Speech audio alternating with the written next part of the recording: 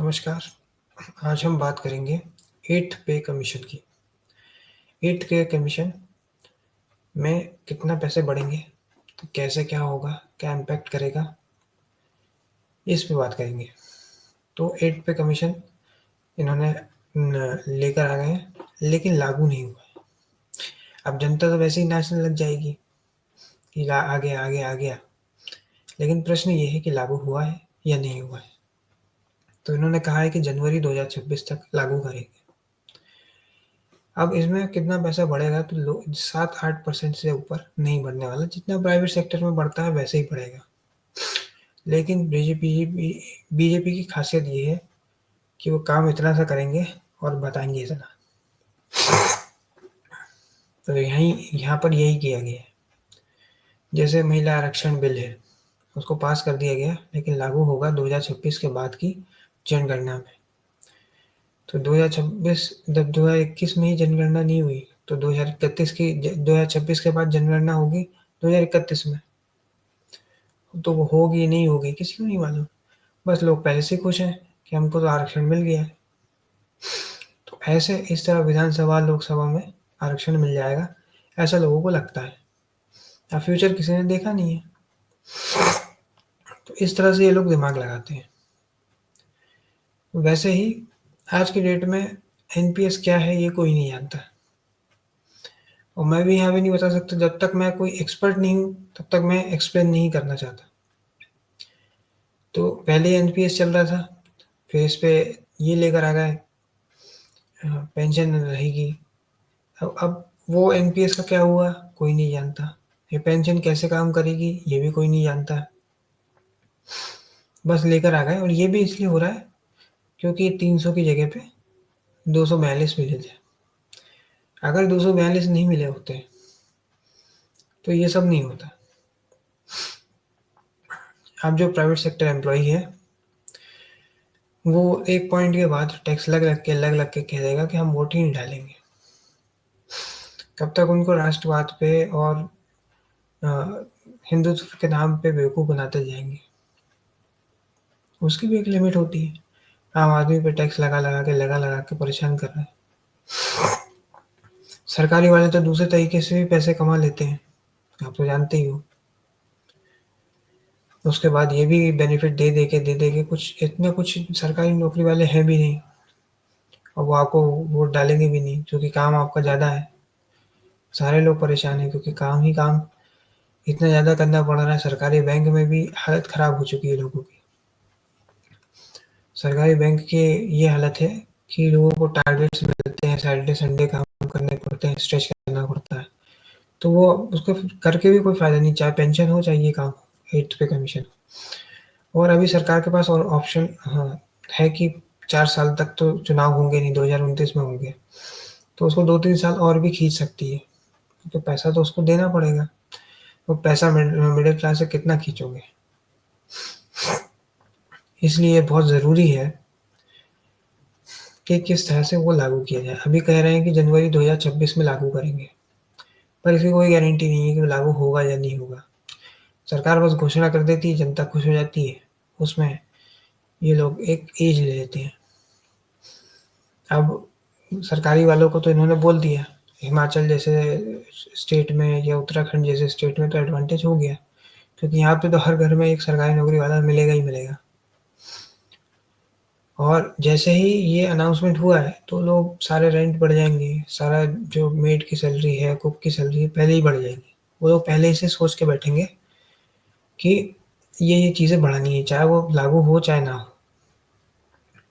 पहले कई एक्सपर्ट ने कहा था कि 8 पे कमीशन नहीं आएगा, लेकिन इनकी सीटें कम हुई तो ये थोड़ा बैकवर्ड पे आ गए, तो इनको करना पड़ा। अब जो प्राइवेट सेक्टर एम्प्लॉई है वो हर जगह पे लिखता फिर रहा है कि हम क्या करें, हम क्या करें, और उसके पास अब कोई चारा भी नहीं है ज़्यादा से ज़्यादा टैक्स देने का।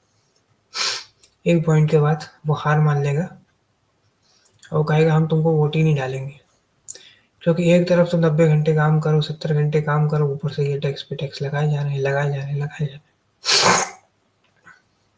पहले अच्छे दिन की बात की अब निर्मला सीतारमण जी जो हैं वो ज़्यादा से ज़्यादा टैक्सेस लगाए जा रही हैं। कभी कह देती हैं कि रुपया नीचे नहीं गया है, डॉलर ऊपर गया है। कभी कुछ तर्क दिए जाते हैं कि मैं लहसुन प्याज नहीं खाती। इस प्रकार के तर्क दे दे के मिडिल क्लास का तेल निकला जा रहा है। अब जो लोगों का परसेप्शन है वो तो यही है कि सरकारी कर्मचारी कोई काम नहीं करते हैं और पैसे पे पैसे लिए जा रहे हैं। क्योंकि सरकार का जो परसेप्शन होता है उससे जनता चलती है। एक पॉइंट के बाद जनता हाथ खड़े कर देगी। इन सब में फ़ायदा उसका है कि जो स्कूल कॉलेज के लड़के लड़कियां हैं, इनको लगेगा कि हमें बहुत पैसा मिल रहा है, जबकि एक्चुअल में नहीं मिल रहा है। तो विकास की कीर्ति जैसे दिव्य कीर्ति जैसे लोग जो हैं उनकी दुकान खूब चलेगी। और बेरोजगारी की जो इंडस्ट्री है, ओल्ड राजेंद्र नगर में और मुखर्जी नगर में जो चाय वाले हैं, वो जो मेस वाले हैं, टिफिन सेंटर है, हॉस्टल है, पीजी है, ये खूब चलेंगे।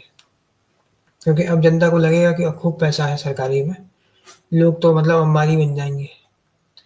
खूब पावर है, खूब पैसा है और पेंशन है, तो उससे ऐसे सरकारी दामाद वाली फीलिंग लेने के लिए लोग फिर से सरकारी नौकरी का और तैयारी करेंगे और अपने 10-10, 15-15 साल बर्बाद करेंगे। लेकिन नौकरी तो नौकरी होती है, उसमें आपको वही करना होता है जो आपके ऊपर बैठा व्यक्ति बोलता है। धीरे धीरे धीरे धीरे पावर उसमें खत्म हो जाएगी। लेकिन एग्ज़ाम सिर्फ गरीबों के ही निकलेंगे क्योंकि उसके अंदर वो आग है। अब अगर सरकार ये दोनों निर्णय नहीं लेती, पेंशन का भी और इसका भी, एक एट्थ पे कमीशन का, तो एक बहुत बड़ा यूथ जो है वो अपने 10-15 साल प्रीशियस बर्बाद नहीं करता। कि सबकी सरकारी नौकरी तो लगेगी नहीं, बट समझना ही नहीं है किसी को। अब ये करके कोचिंग इंडस्ट्री जो 100 रुपये आपसे लेती थी, अब वो 125 रुपये लेगी। उसका जीवन बढ़िया चलेगा। इसलिए समझना ज़रूरी है कि एक निर्णय के कारण छात्रों का जो भविष्य है वो पूरा तरीके से बर्बाद हो गया। क्योंकि कभी एग्ज़ाम होते हैं, कभी एग्ज़ाम नहीं होते हैं। 4-4 साल लगते हैं एक एग्ज़ाम को होने में। लोग 10-15 साल अपने वेस्ट कर देंगे। इन 10-15 सालों में ये लोग बहुत कुछ अलग कर सकते थे और पैसे कमा सकते थे। लेकिन अब नहीं हो पाएगा। अब हर जो छोटे शहर गाँव के लोग हैं, जो वैसे ही पहले से ही इनको भगवान मानते हैं, अब वो सरकारी नौकरी की तरफ जाएँगे ज़्यादा से ज़्यादा और कोचिंग वालों का धंधा बहुत बढ़िया चलेगा। अब आप लोगों को समझा भी नहीं सकते कि कुछ और काम कर लो। और वो जब सरकारी नौकरी की तैयारी में लगे रहेंगे, तो उनके प्रीशियस 10-15 साल बर्बाद हैं। और कोचिंग वालों के तो बारे न्यारे हैं, उनको बस मोटिवेशन देना है कि कुछ नहीं होगा तो तजुर्बा होगा, राजा बना दूँगा साहब। सोचिए, आप फेल हो गए हैं और आप मुस्कुरा रहे हैं, दूसरा पास हो गया मुस्कुरा रहा है। यही होती है राजा बनने की पहली निशानी साहब। तो ऐसे कर करके लोग मोटिवेशन दे के और पैसे बनाएँगे। और स्टूडेंट जो है बिहार का, यूपी का, वो दिल्ली जा के अपने माता-पिता के पैसे बर्बाद करता रहेगा। क्योंकि इसमें सक्सेस रेट जो है वो 0.01% भी नहीं है। आप सोचें कि अगर 18 लाख लोगों ने फॉर्म भरा है, 8 लाख लोग उसमें अपीयर होते हैं, 2,500 इंटरव्यू में पहुँचते हैं और 900 पोस्ट है, तो जॉब तो 900 लोगों को ही मिलेगी ना। सरकार ये तो कर नहीं सकती कि एक ट्रेन को एक ड्राइवर चलाता है, तो उसमें 10 ड्राइवर हायर कर लें। और समय के साथ यहाँ भी बहुत सारा काम आएगा। अभी बैंक वालों की तो वैसे भी तेल निकल चुका है। तो ये 8 पे कमीशन जो है किया है, उसमें अब जनता जो है इनसे पूछेगी नहीं कि बेरोज़गारी पे सवाल, महँगाई पे सवाल नहीं पूछेगी, क्योंकि इनके पास ये बोलने के लिए है। अब जनता जो है फॉर्म भरने में बिज़ी रहेगी और नेता जो है फ़ोटो खिंचवाने में और घूमने-फिरने में बिज़ी रहेंगे। अब आप समझा तो सकते नहीं हो। एक मीम पॉपुलर हुआ है कि आईएएस वाईएएस बनो और देश को सँभालो। बस वैसे ही लोग छोटे शहर और गाँव के लोग ट्राई करते रहेंगे कि एक बार नहीं हुआ तो अगली बार करो, अगली बार नहीं हुआ तो फिर अगली बार करो, अगली बार नहीं हुआ तो अगली बार करो। ऐसे कर के इनकी कोचिंग इंडस्ट्री तो चल जाएगी।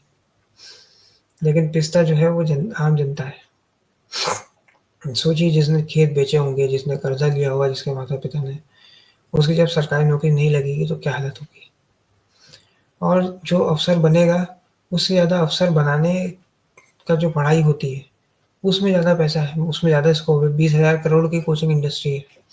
जो आईएएस, आईपीएस बनेंगे, वो तो 1 साल में उन पे से 12 करोड़ खर्चा होता है, लेकिन 1 साल का कोचिंग का टर्नओवर जो है, वो 20,000 करोड़ का है।